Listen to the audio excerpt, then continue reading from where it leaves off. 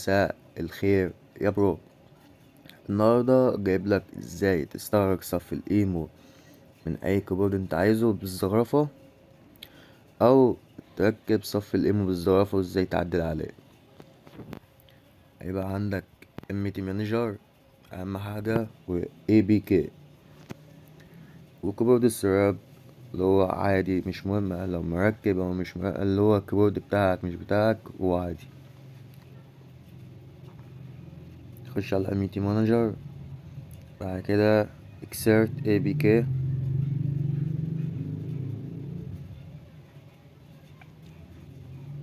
هو اول واحد سراب اب كيبورد.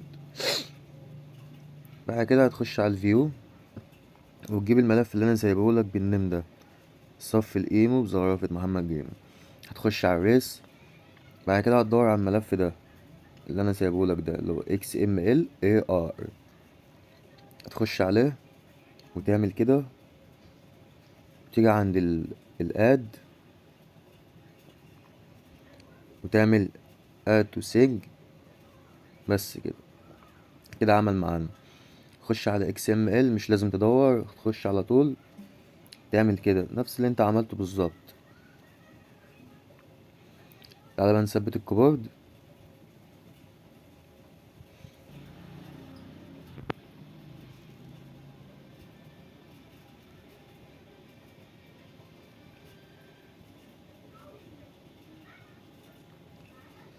وبكده اتثبت معانا اصلا زي ما انت شايف اهو.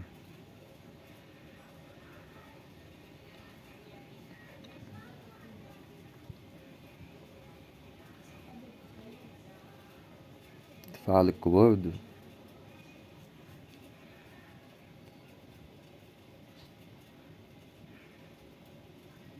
اهو. ثانية واحدة اهو يا اسطى، الكيبورد هيبقى بالمنظر ده اهو.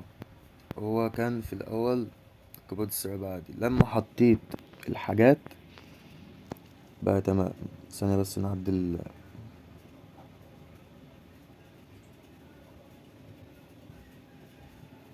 مش انت قاعد؟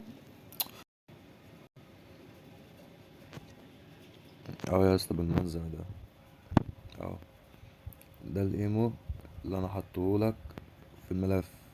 انت كده كده هتلاقي اصلا صف الايمو ده والزرافة هتلاقيها في الكيبورد اللي هو الجديد اللي انا كنت منزله لو خدت بالك اهو. تعالى بقى نعدل عليه عشان اوريك.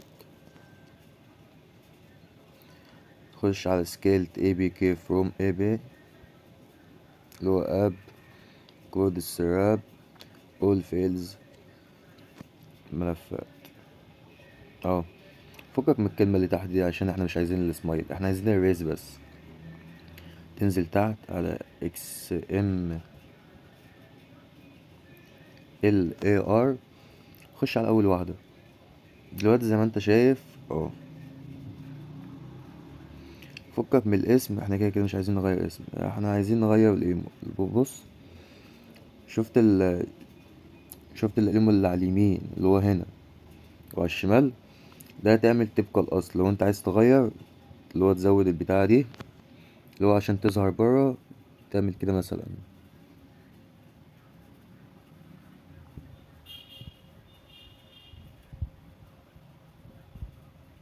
انا بقول لك مثال اهو، وهيتثبت معاك عادي خالص.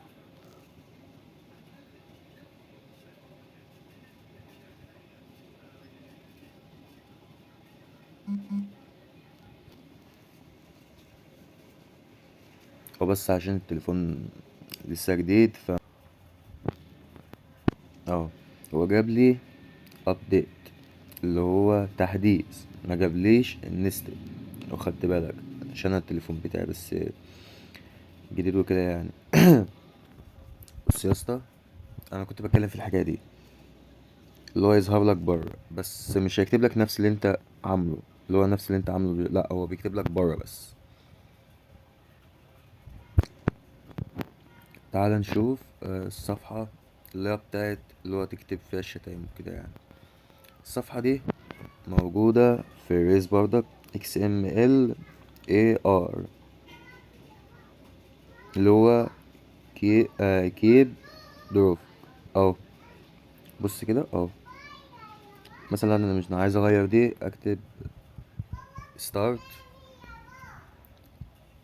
the end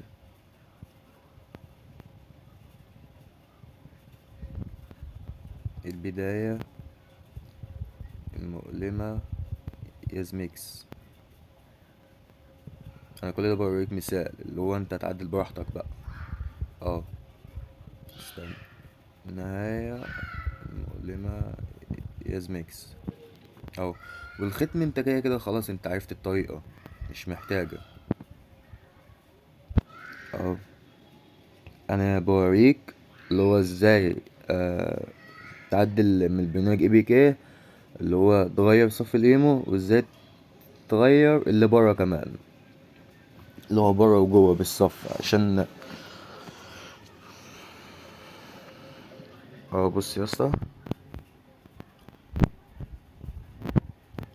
كان مكتوب هنا لو خدت بالك البداية والنهاية، دلوقتي مكتوب ستارت اهو. بداية مؤلمة ميكس اهو، لو خدت بالك يعني. ازاي تستخرج الملفات؟ بص يا صاحبي، انت هتجيب البرنامج ام تي مانجر، تعمل صف الايمو اهو، تخش عليه، تخش على الكيبورد السراب، وتجيب الملف ده كده اهو، تستخرجه الناحية التانية، بس تمسح اللي هما الزيادة دول عشان ما ينفعش تضيفهم اصلا. تخش على اكس ام ال اهو، تضيف اكس ام ال،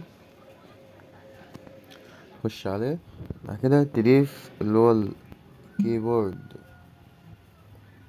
اللي انا لسه معلم عليها، والاتنين دمت، واهم حاجة فيهم اللي هي دي اللي هو بتاعت الاضافات اهو. انت كده استخرجت الملف.